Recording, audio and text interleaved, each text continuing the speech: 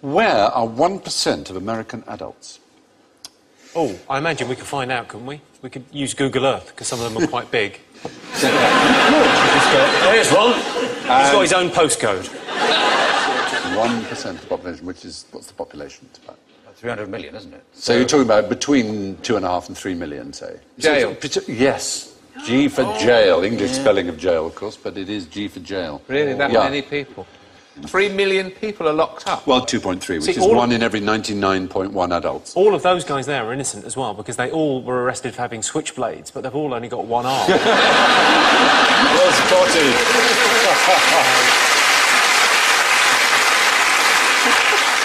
Proportionally, Americans imprison more than twice as many as South Africans, more than 3 times as many as the Iranians, more than 6 times as many as the Chinese. No society in history has imprisoned more of its citizens than the United States of America. We do pretty well, though, don't we? We sort of top the European League. We're ahead of China, Turkey and India. Yes. Yeah, with 148 prisoners per 100,000. It's the 3 strikes and they're out. That's been really the problem, yeah. I mean, a legal system based on baseball just seems bizarre. Yes.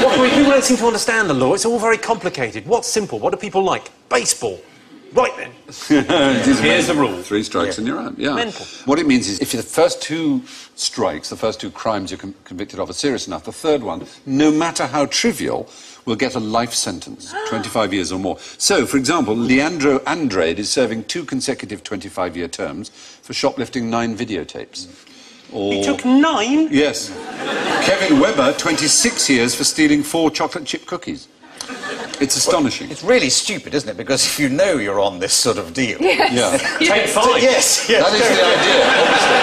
Do another murder. Do a bank job. There's no point... There's no point doing anything trivial. If you're going to get caught. It is a bit bonkers. But the racial numbers are a bit worrying. And the gender numbers, it's 1 in 30 men aged 20 to 34 is behind bars.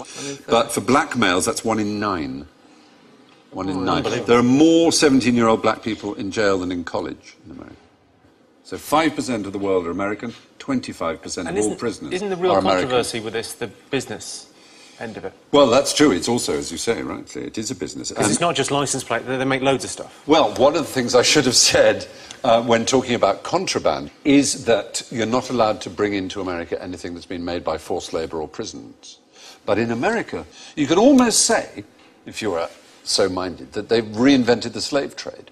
They produce, for example, 100% of all military helmets, ammunition belts, bulletproof vests, ID tags and other items in uniform, 93% of domestically produced paints, 36% of home appliances, 21% of office furniture, which allows the United States to compete with factories in Mexico because, of course, obviously the workers can't refuse to work for 25 cents an hour. I very much like to say something hilarious, but something must be done. It is. It feels a bit more question-timey to say.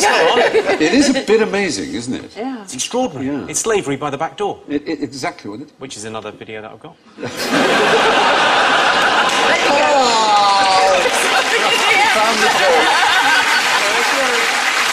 If you're in prison, is there an incentive for you to work? You get solitary confinement if you refuse to work. Yeah, more than 1 in 100 American adults are in jail.